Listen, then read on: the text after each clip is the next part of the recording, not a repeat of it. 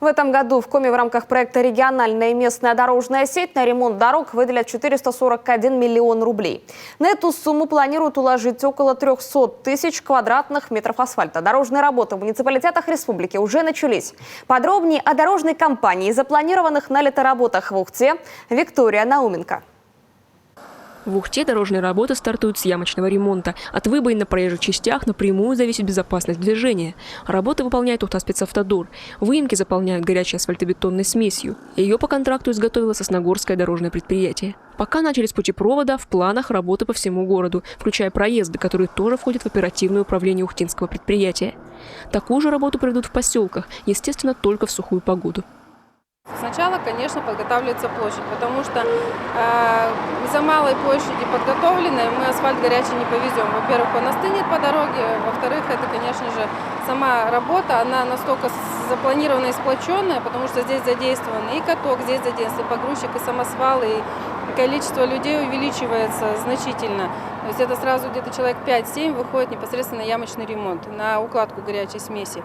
И плюс это короткий срок выполнения работы. В течение 2-3 часов мы должны ее положить, иначе смесь начинает остывать.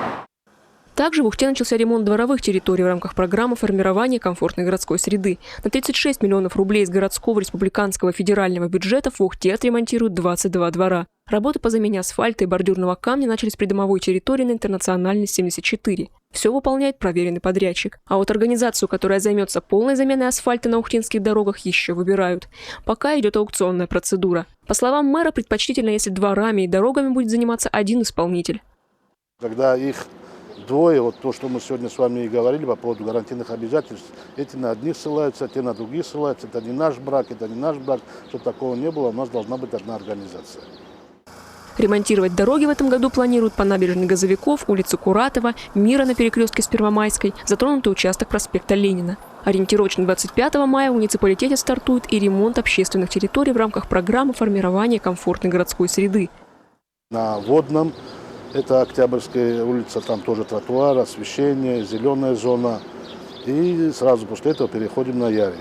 Эти две общественные территории у нас потянули тоже 30 миллионов рублей.